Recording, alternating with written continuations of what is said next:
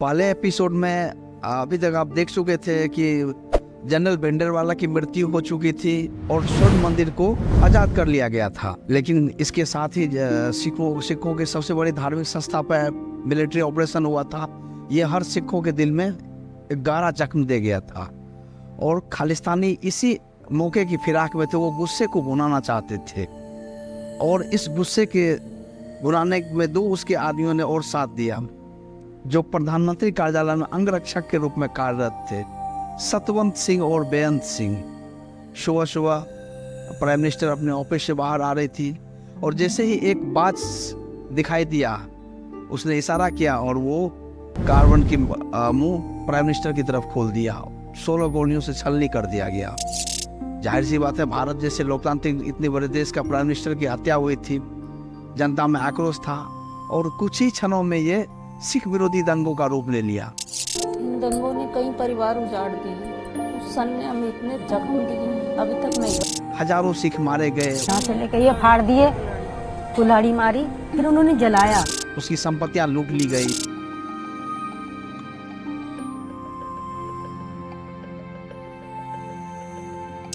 काफी मात्रा में लोगों को पलायन करना पड़ा। दिल्ली में निर्वासित जिंदगी जीने के लिए वो मजबूर हो गए। किसी तरह सरकार ने दंगा पर काबू पाया, लेकिन इसके अंतर्गत फिर से एक बार असंतोष की भावना गहरी होती गई कि सिखों के मन में ये असुरक्षा की भावना पैदा हो गई कि हमें निर्विवाद रूप से एक अलग देश ही चाहिए जहां हम सुरक्षित रह सकते थे। इसके बाद खालिस्तान ने अपने सेंट विंग की स्थापना कर ली, जिसमें Babbar Khalsa international, Khalistan liberation tiger force आदि की स्थापना कर ली थी। और इसी समय में इस दंगा की बदला लेने के लिए उसने एयर इंडिया की एक फ्लाइट तनिष्क को हवा में ही ब्लास्ट के द्वारा उड़ा दिया गया, जिसमें 369 लोग मारे गए थे। ये तो खालिस्तान की कारतूती थी। इसके बाद समय बदलता गया और धीरे धीरे खालिस्तान मूवमेंट भी कमजोर पड़ते गया। 2014 में उदय होता है मोदी का, और मोदी का उदय होते ही ये खालिस्तानी जो मृतप्राय थे ये विदेशों में एम्बेसी के सामने विरोध कर करके प्राइम मिनिस्टर इंदिरा गांधी की मृत्यु की झांकी निकाल कर देश को फिर से एक बार वो चिढ़ाने की कोशिश कर रहे थे। लेकिन इस बार सरकार भी कुछ खास तरीके से इससे निपटने के प्लान बना रही थी। 6 मई 2023 खालिस्तान लिबरेशन फोर्स के चीफ पंजवार लाहौर के एक पॉश इलाका में रहते थे। सुबह सुबह टहल रहे थे। इसी समय बाइक से 2 अज्ञात आदमी आते हैं और उसको शूट करके निकल जाते हैं। पंजवार की मृत्यु वहीं पे हो जाती है। इसके बाद लंदन एम्बेसी में तिरंगा को गिराने वाले शख्स खांडा, इसकी लंदन के अस्पताल में जहर देकर मार दिया गया। आरोप फिर से एक अज्ञात व्यक्ति पर लगा और इसके बाद प्राइम मिनिस्टर इंदिरा गांधी की मृत्यु की झांकी निकालने वाले, उसके नेतृत्व करने वाले हरदीप सिंह निज्जर अपने जिस गुरुद्वारा से आतंकी गतिविधियों के संचालन करते थे, उसी गुरुद्वारा में उसे 2 अज्ञात व्यक्तियों के द्वारा वहीं पे फिर ठोक दिया गया था। आरोप फिर से एक बार अज्ञात व्यक्तियों पर लगा था, लेकिन ट्रूडो गवर्नमेंट ने वोट बैंक के लिए इसे भारत सरकार को इसमें इन्वॉल्व कर दिया कि ये भारत सरकार की करतूती थी। खैर, ये जांच का विषय है। जब तक जांच का विषय नहीं है और जांच हो नहीं जाती तब तक तो हम कह नहीं सकते थे कि इसकी हत्या किसने की। लेकिन जो भी खालिस्तान आंदोलन से जुड़े हुए थे, जिससे भारत के हितों की नुकसान हो रहा था, उसको चुन चुन के ठिकाने लगाता गया। चाहे वो अज्ञात व्यक्ति कोई भी हो, लेकिन उसको चुन चुन के ठिकाने लगाता गया है। और इसी बीच में जब खालिस्तानी आतंकवादी को बाहर में ख़त्म किया गया तो देश में एक फिर से एक संगठन के रूप आया, वारिस दे पंजाब। एक्टर दीप इसके हेड थे।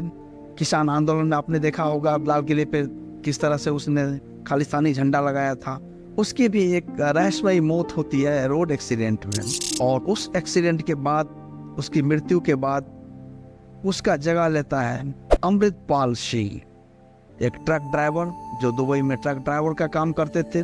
और यहाँ अमृतचक के उसने वारिस दे पंजाब संगठन का चीफ का काम संभाला और धीरे धीरे युवाओं में लोकप्रिय होते गए और वो अपनी असली मकसद पे अब आना शुरू किए, जैसे सामूहिक भीड़ का गठन करना, धार्मिक पुस्तकों की आड़ पे पुलिस चौकी पे हमला करना, पुलिस चौकी से अपने आदमियों को छुड़ा लेना, पंजाब में फिर से गतिविधियां तेज हो गई।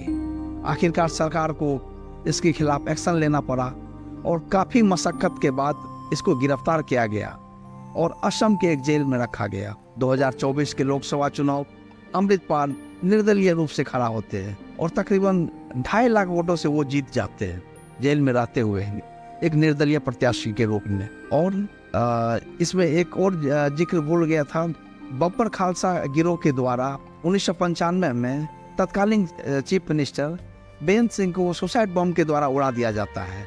और इस चुनाव में इसका जिक्र इसलिए किया था, इस चुनाव में ये गौर करने वाली बात थी कि जिस मुख्यमंत्री ने देश के लिए कुर्बान हो गया, उसका पोता इस चुनाव में हार जाते हैं।